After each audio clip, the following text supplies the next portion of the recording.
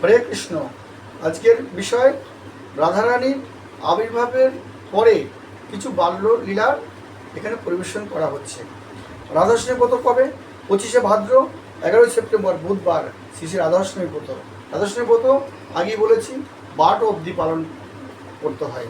12টার সময় ভোগ রাগ করে সবাই প্রসাদ পাবেন, 12টা অবধি করলেই হবে।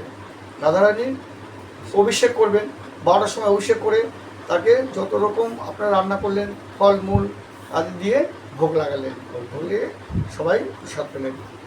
এই একদা মা যশোদা রাধারানীকে শয়নকক্ষে শয়ন করিয়ে ওনারা সব বাইরে গেছেন।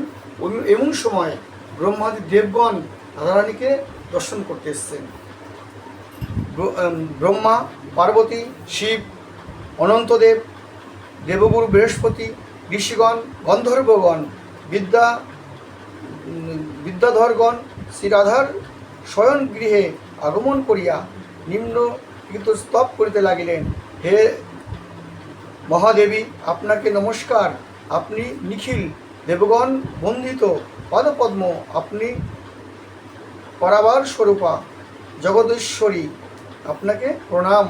আপনি সাক্ষাৎ করুণার প্রতিমূর্তি, বিশ্বধারিণী, বিশ্বপালিনী, দেবগণের আশ্রয় ভূতা, শরণাগত বৎসল্যা, আপনাকে প্রণাম করি। আপনি আহ্লাদিনী শক্তি।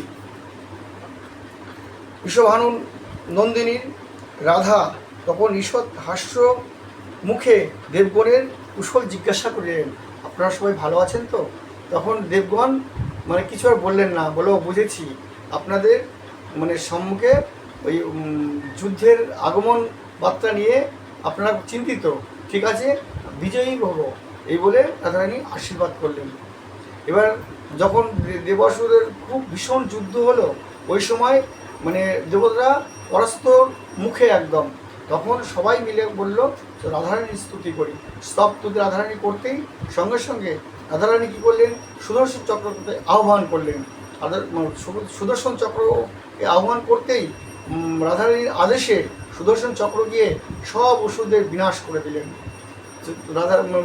তখন দেবতারা জয়ী হয়ে গেলেন।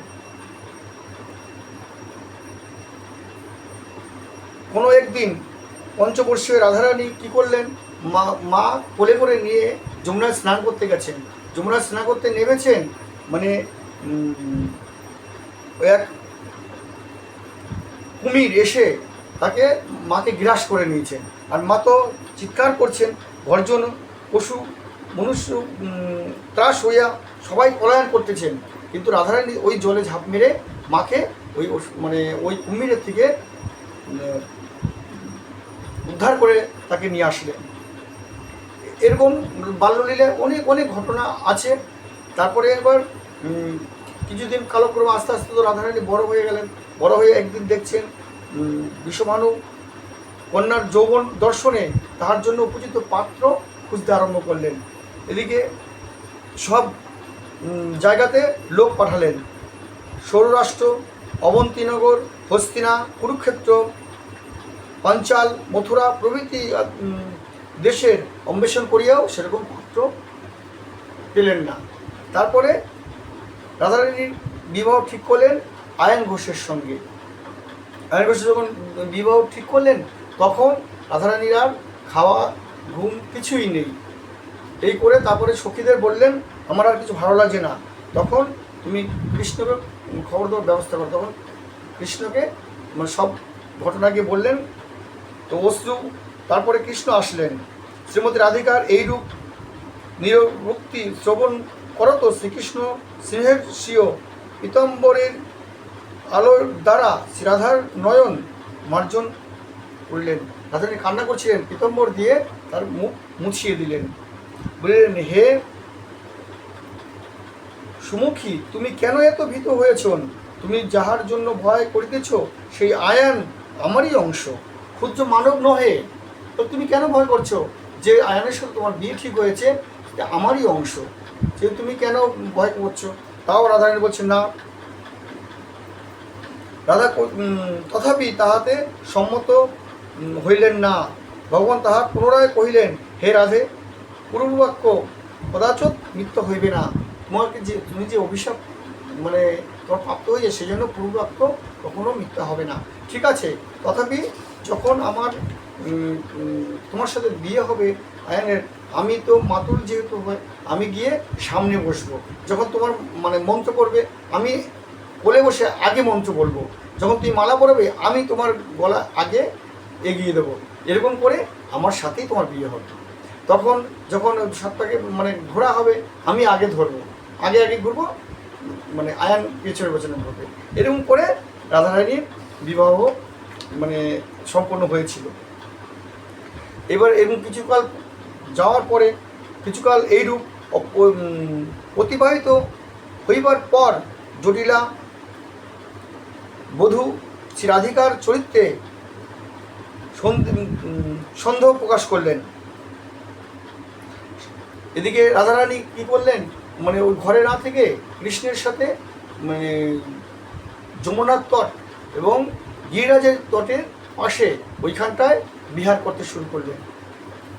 রাধার তখন রাধারানী অনেকদিন বাড়িতে নেই বলে সবাই মিলে অন্বেষণ করতে বেরোলেন, মানে খুঁজতে বেরোলেন। রাধার অন্বেষণ করতে লাগলেন। অবশেষে শ্রী রাধাকে যে স্থানে সুখে অবস্থান করেছিলেন তথায় উপস্থিত হইবার পূর্বেই শ্রীকৃষ্ণ হৈমবতী কালিকার রূপ ধারণ করিলেন এবং শ্রীরাধার তাহার আরাধনায় মগ্ন হইয়াছেন দেখিলেন। তখন কৃষ্ণ কী করলেন, কালীর রূপ ধরলেন। আয়ন ঘোষ ছিলেন কালী ভক্ত, সেই জন্য ওখানে দেখলেন মা বোনকে বলছে, তোরা কী এমন, আজ দেখ তোর বৌদি মানে এখানটায় মা কালীর আরাধনা করছে, তাহলে তাকে তোরা এরকম মানে বদনাম দিচ্ছিস। তাকে ওরা এত মানে দেখে আনন্দ পেলেন যে আরাধনায় মগ্ন, ওকে সব নমস্কার করে যে যার বাড়ি চলে আসলেন। এরকমভাবে মানে বহুকাল কেটে গেল। সেজন্য রাধারানীকে আমরা সবাই ভজনা করব। রাধারানীর কৃপা যদি আমরা পাই, তাহলে আমাদের কিন্তু বৃন্দাবনে যেতে আর কোনো নেই। যখন আপনারা বৃন্দাবনে যাবেন, বৃন্দাবনেশ্বরী রাধারানী, আপনারা রাধে রাধে বলবেন। রাধাকে সবসময় স্মরণ করুন। রাধাকে স্মরণ করলে কৃষ্ণকে আমরা অবশ্যই পাবো। সেজন্য সে রাধারানী গুণকীর্তন করবেন, সেই রাধারানীর ভোগরাগ করে আপনারা কীর্তন করবেন। একটা ছোট্ট করে কীর্তন করছি, আপনারা সবাই শ্রবণ করবেন। রাধিকা চরণ রেণু ভূষণ করিয়া তনু, অনায়াসে পাবে গিরিধারী, অনায়াসে পাবে গিরিধারী। রাধিকা চরণাশ্রয় যে করে সে মহাশয়, তারে মুই যাও বলিহারি, তারে মুই যাও বলিহারি। জয় জয় রাধা নাম, বৃন্দাবন যার ধাম। জয় জয় রাধা নাম, বৃন্দাবন যার ধাম। কৃষ্ণ সুখ বিলাসের নিধি, কৃষ্ণ সুখ বিলাসের নিধি।